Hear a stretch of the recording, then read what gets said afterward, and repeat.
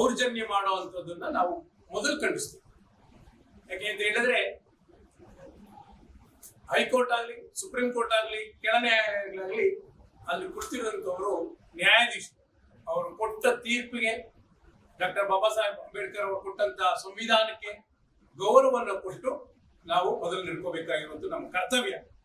ಅದನ್ನ ಮರೆತು ಎಲ್ಲ ವಿಚಾರಗಳನ್ನ ಗಾಳಿಗೆ ತೂರಿ ಸುಮಾರು 2 ಗಂಟೆಗಳ ಕಾಲ ಆಫೀಸಲ್ಲಿ ಗಲಾಟೆ ಮಾಡಿ ಆಫೀಸ್ ಕೆಲಸವನ್ನು ಸ್ಥಗಿತ ಮಾಡಿ ಅಡಚಣೆ ಉಂಟು ಮಾಡಿರೋದಕ್ಕೆ ಸೂಕ್ತವಾದ ಕ್ರಮವನ್ನು ಕರ್ನಾಟಕ ಸರ್ಕಾರದ ಎಲ್ಲ ಅಧಿಕಾರಿಗಳು ಏನದರಲ್ಲಿ ಶಕ್ತಿ ಇದೆ ಅದನ್ನ ತೋರಿಸಬೇಕು.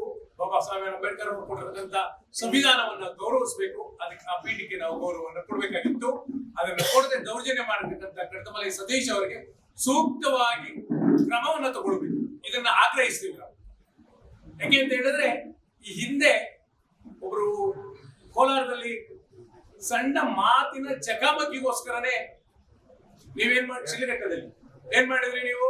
ಪ್ರತಿಯೊಂದು ರಾಜ್ಯದ ಪ್ರತಿಯೊಂದು ಮೂಲೆಯಲ್ಲೂ ಕೂಡ ನೀವು ಸ್ಟ್ರೈಕ್ ಮಾಡಿ ಅವರ ರಾಜೀನಾಮೆ ಕೊಡಿಸ್ಬೇಕು ಅಂತ ಹೇಳಿದ್ರಿ. ಇದಕ್ಕೆ ಇಲ್ಲಿನ ಕ್ಷೇತ್ರದ ಶಾಸಕರ ಇದು ಕ್ರಮ ತಗೋಬೇಕಾಗಿರೋದು. ಯಾಕೆ ಅಂತ ಹೇಳಿದ್ರೆ ಈ ಕ್ಷೇತ್ರದ ಶಾಸಕರು ಸನ್ಮಾನ್ಯ ವಿಶ್ವನಾಥ್ ಅವರೇ ಇದಕ್ಕೆ ನೇರವಾದ ಹೊಣೆ. ಇಂಥವರನ್ನ ರಾಜ್ಯದ ರೈತ ಸಂಘದ ಮೋರ್ಚಾದ ಕಾರ್ಯದರ್ಶಿಗಳನ್ನು ಮಾಡಿ ಜನಗಳ ಮೇಲೆ ದೌರ್ಜನ್ಯ ಮಾಡುವಂತ ಕಾರ್ಯಕ್ರಮವನ್ನ ಇವರು ಕುಮ್ಮಕ್ಕು ಕೊಟ್ಟು ಶಾಸಕರಿಂದನೇ ಇದು ನೇರವಾಗಿ ಆಗಿದೆ ಅಂತ ಹೇಳೋದ್ರಲ್ಲಿ ಎರಡನೇ ಮಾತಿಲ್ಲ. ಯಾಕೆಂದ್ರೆ ಶಾಸಕರು ಇಂಥವರನ್ನ ಇಟ್ಕೊಂಡು ಜನಸಾಮಾನ್ಯರನ್ನ, ರೈತರನ್ನ, ಹಾಲು ಉತ್ಪಾದಕರನ್ನ ಜೊತೆಲಿ ಇಟ್ಕೊಂಡು ಹೋಗುವಂತ ಕಾರ್ಯಕ್ರಮ ಮಾಡಬೇಕಾಗಿರುವಂತ ಕೆಲಸಕ್ಕೆ ಇಂಥವ್ರನ್ನ ನೇಮಿಸಿರೋದು. ಅದರಲ್ಲೂ ಕೂಡ ಇವರು ಪರ್ಸನಲ್ ಆಗಿ ಎಲೆಕ್ಷನ್ ಮಾಡೋದು, ಎಲೆಕ್ಷನ್ ಇಸ್ ಡಿಫರೆಂಟ್, ಅದನ್ನ ಎಲೆಕ್ಷನ್ ಮಾಡೋದನ್ನ ಬೇಡ ಅಂತ ಹೇಳಲ್ಲ. ಆದ್ರೆ ಇಂಥವ್ರನ್ನ ಆಯ್ಕೆ ಮಾಡೋದಕ್ಕೆ ಇವರು ಸಹಕಾರ ಕೊಟ್ರಲ್ಲ, ಅದಕ್ಕೆ ನೇರವಾಗಿ ಇವರೇ ಹೊಣೆ ಅದಕ್ಕೆ. ಹಾಗಾಗಿ ಈಗ ಏನಾಗಿದೆ ಈ ಕಾರ್ಯಕ್ರಮ ಇದರಲ್ಲಿ ಈ ಸನ್ನಿವೇಶದಲ್ಲಿ ಮೊದಲು ಅವರನ್ನ ಈ ಪಕ್ಷದಿಂದ ವಜಾ ಮಾಡಬೇಕು ಅಂತ ನಾನು ಆಗ್ರಹಿಸ್ತೀನಿ. ಯಾಕೆ ರಾಜೀವ್ ಗೌಡ್ರನ್ನ ತೆಗೆಯೋವರೆಗೂ ನೀವು ಬಿಡ್ಲಿಲ್ವಲ್ಲ? ಅವರು ಸರ್ಕಾರಿ ನೌಕರರನ್ನ ಅವರ ಆಫೀಸ್ಗೆ ನುಗ್ಗಿ ಮ್ಯಾನ್ ಹ್ಯಾಂಡಲ್ ಮಾಡ್ತಾರೆ. ಮ್ಯಾನ್ ಹ್ಯಾಂಡಲ್ ಮಾಡಿದ್ರೆ ಏನರ್ಥ? ಅದೇ ದೌರ್ಜನ್ಯ. ಈ ಬಿಜೆಪಿಯವರ ದೌರ್ಜನ್ಯ ತುಂಬಾ ಜಾಸ್ತಿ ಆಗಿದೆ. ಈಗ ಅದರಲ್ಲೂ ಎಸ್ಪೆಷಲಿ ಯಲಹಂಕ ಕಾನ್ಸ್ಟಿಟ್ಯೂನ್ಸಿಲಿ ಶಾಸಕರ ಬೆಂಬಲದಿಂದಲೇ ಇದಾಗಿದೆ. ಶಾಸಕರು ಇಂಥವ್ರನ್ನ ಆಯ್ಕೆ ಮಾಡುವಾಗ ನೋಡ್ಕೋಬೇಕಾಗಿತ್ತು. ಅಂತವ್ರನ್ನ ಇಟ್ಕೊಂಡು ಇವತ್ತು ಈ ಕ್ಷೇತ್ರದಲ್ಲಿ ರೈತರಿಗೆ, ಬಡವರಿಗೆ, ದಲಿತರಿಗೆ ಇನ್ನೆಷ್ಟು ಭಯ ಹುಟ್ಟಿಸಬಹುದು. ಭಯವನ್ನು ಹುಟ್ಟಿಸಿದ್ದಾರೆ. ಅಂದ್ರೆ ನಾನು AR ಆಫೀಸಲ್ಲೇ ಹೊಡೆದಿದ್ದೀನಿ, ನೀವು ಹುಷಾರಾಗಿರಿ ಅನ್ನೋ ಒಂದು ಮಹತ್ತರವಾದ ಮುನ್ಸೂಚನೆಯನ್ನ ಮಾನ್ಯ ನಿರ್ದೇಶಕರು ಕೊಟ್ಟಿದ್ದಾರೆ. ಅದರಲ್ಲೂ ಕೂಡ ವಿಶೇಷವಾಗಿ ಡಿ ಕೆ ಸುರೇಶ್ ಅವರು ಈ ಒಂದು ಕ್ಷೇತ್ರದಲ್ಲಿ ಅಧ್ಯಕ್ಷರಾದ ಮೇಲೆ ತುಂಬಾ ಚೆನ್ನಾಗಿ ನಡೆಸ್ಕೊಂಡು ಹೋಗ್ತಾ ಇರ್ತಕ್ಕಂಥ ಸಂಸ್ಥೆಗೆ ಇವರು ಕೆಟ್ಟ ಹೆಸರು ತರ್ತಾ ಇದ್ದಾರೆ. ಹಾಗಾಗಿ ಎಲ್ಲರೂ ಕೂಡ ಬಿಜೆಪಿಯ ದೌರ್ಜನ್ಯವನ್ನ ಖಂಡಿಸಬೇಕು. ಖಂಡಿಸ್ತಾ ನಾವು ಪ್ರತಿ ರಾಜ್ಯದ ಮೂಲೆಯಲ್ಲೂ ಕೂಡ ಇದನ್ನ ನಾವು ಪ್ರತಿಭಟಿಸ್ತೀವಿ. ಇದರ ಧಿಕ್ಕಾರ ಇದೆ.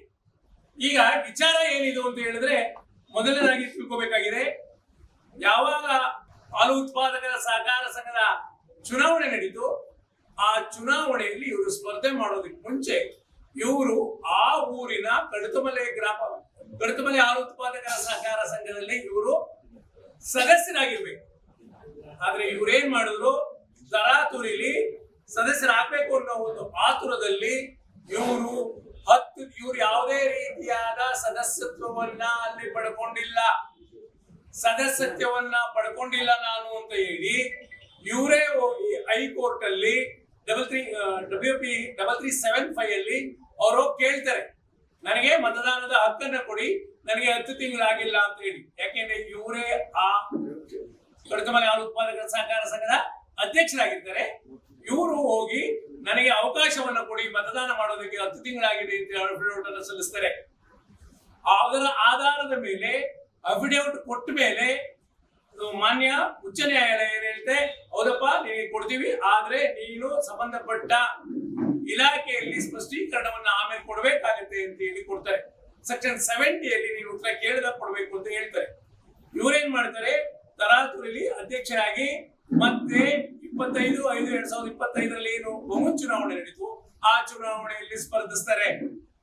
ಆದ್ರೆ ಅದರಲ್ಲಿ ಏನೇನು ಇರಬೇಕು, ಅದರ ವಿಚಾರಗಳೇನು, ಎಷ್ಟು ಅವರ ಮಾನದಂಡಗಳಿರಬೇಕು, ಅಲ್ಲಿನ ಸ್ಥಳೀಯವಾಗಿ ಸ್ಥಳೀಯವಾಗಿ ಉತ್ಪಾದಕರ ಸಹಕಾರ ಸಂಘದಲ್ಲಿ ನಿರ್ದೇಶಕರಾಗಬೇಕಾದ್ರೆ ಏನೇನು ಮಾನದಂಡಗಳಲ್ಲಿರಬೇಕು ಅಂತ ಒಂದು ಮಾನದಂಡ ಇದೆ. ಆದ್ರೆ ಆ ಮಾನದಂಡಗಳಲ್ಲಿ 5 ಮಾನದಂಡಗಳನ್ನು ಅವರು ಪೈಲಟ್ ಮಾಡಿದರು. ಅದನ್ನು ಯಾರ ಗಮನಕ್ಕೂ ತರದೆ ನೇರವಾಗಿ ಎಲ್ಲದನ್ನೂ ಕೂಡ ತಪ್ಪು ಮಾಡಿದ್ದಾರೆ. ಮೆಂಡು ನ್ಯೂಸ್ ನೆಟ್ವರ್ಕ್, ಸತ್ಯದ ಕನ್ನಡಿ.